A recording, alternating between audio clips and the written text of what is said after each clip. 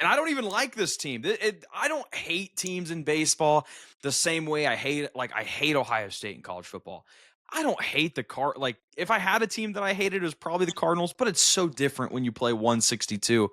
So it slightly pains me to say this, but the Cardinals might have a year. We'll dive right into it.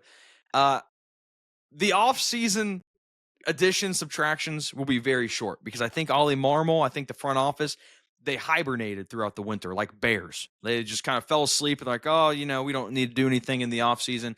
They tried to trade Nolan Arenado to the Astros, and Arenado's like, no, I'm going to stay. And they're like, no, but we want to get rid of you. No, I'm going to use that no trade clause.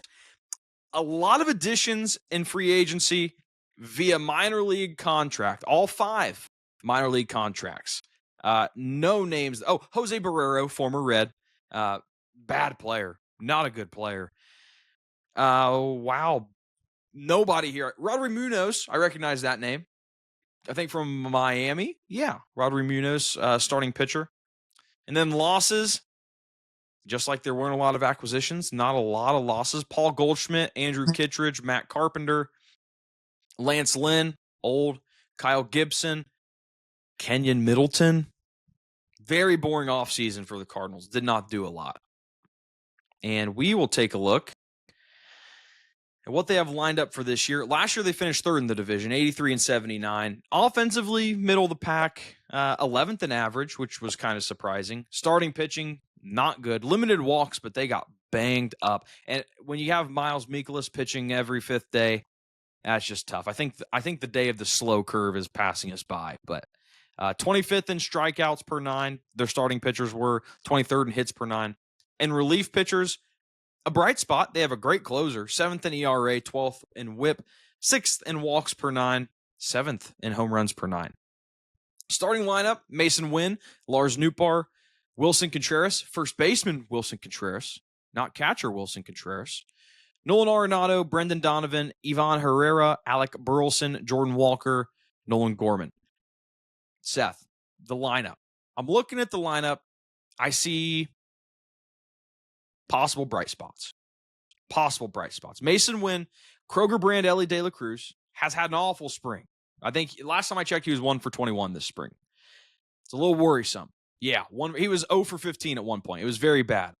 But he said he wants to steal 30 or 40 bags. I think he wants to be the cornerstone of this team. I wouldn't be surprised if he has a good year. He's shown flashes of what he can do. Lars Nootbaar, if you're watching this and you haven't seen my 5 players I like for 2025, Lars Nootbaar is on the list. I think he's going to have a great year. That's where you kind of lose me, though. You have those two. Brendan Donovan, he doesn't strike out a whole lot. He puts the ball in play. But you kind of lose me with Jordan Walker being an everyday player at this point. He had an awful year last year. And the fact that they're going to walk him out for Fangraphs projections, it says 567 plate appearances. It's not a guy you can walk out there that much, Seth. It's tough. The thing about their offseason, we talked about how desolate it was. The Cardinals came out and said that they are in a rebuild time. And the thing is, the Cardinals don't rebuild.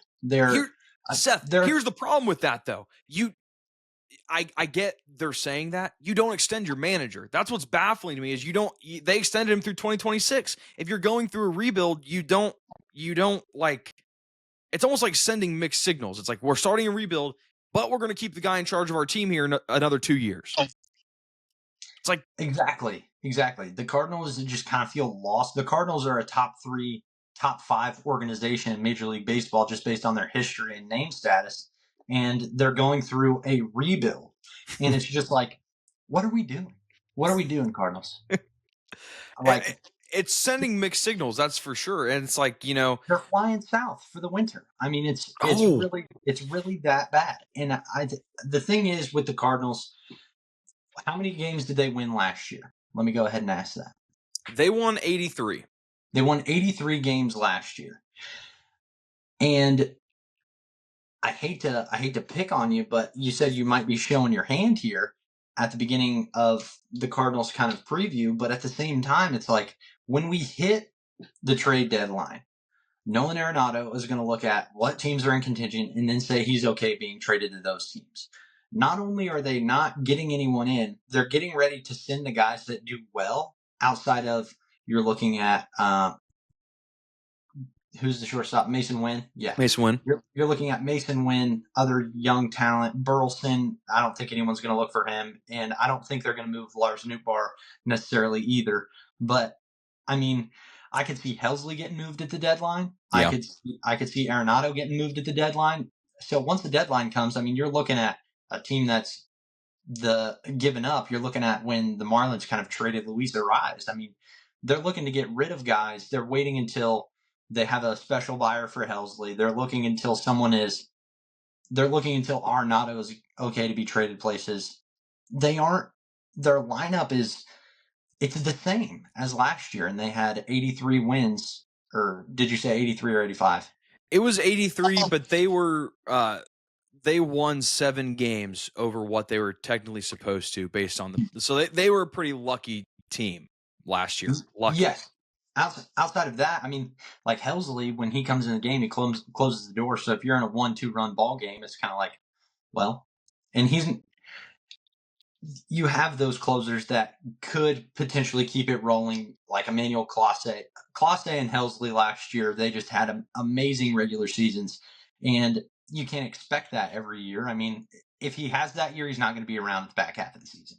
Same thing with Arenado. If he picks up his bat at all, anyone in contention is going to be excited to have the Platinum Glove winner, Nolan Arenado, who should have had the record for most consecutive gold gloves, but Key Brian Hayes stole that from him. Go Pirates. So, I mean, like, you have a Hall of Famer and you have a really good closer that are going to get moved eventually. So, this team, the lineup, the bullpen for the most part, the starting pitching you mentioned, Miles Michaelis. I mean, that's tough. Come on. So this team isn't. They are something to scoff at. They are. I hear what you're saying. I think you talked a little bit about the trade deadline. I think what you said makes complete sense. Helsley likely not to be with the Cardinals come July. I think Lars Nootbaar is going to be a Dodger by the time August rolls around. He's going to play himself into a very nice position, at least in terms of being able to compete for something seriously. I know this is crazy, and it doesn't sound like you're going to like this at all. I wouldn't be completely shocked if the All-Star break rolls along and the Cardinals are one of those teams that are just at a lock jam at the top of the Central at 500. The Cubs underperform a little bit. The Reds get an injury or two. The Brewers do Brewers things. And all of a sudden, we're in a position where maybe the Cardinals can't sell because they're competing for a division title in a very average division. It would not surprise me, even if they were a contention, to say, well, I don't think we'll be in at the end of the year and sell. That's fair. Can't win at all. They've made it very apparent this offseason that they're not going to buy. So if you're not going to buy, may as well get something in return instead of hopes for a playoff berth.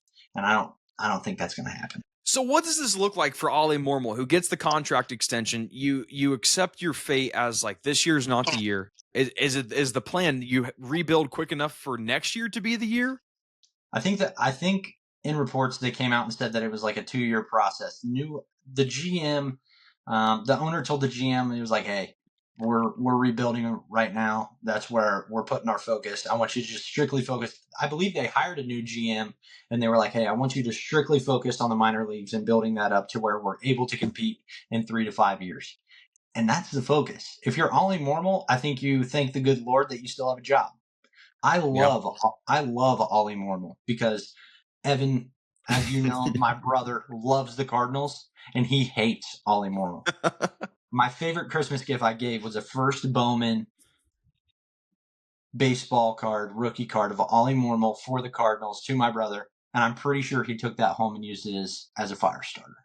There you go. Better than toilet paper. That hurt a little bit. Yeah. That hurt. Yeah. That was an all-time gift. And you know, it's, you know, I wish we could see how, I guess we can ask Evan later, how Cardinals fans feel about this. It feels like they say rebuild. It feels more like purgatory. Like you're kind of stuck in the middle and it's like, what are you going to do with Mormel?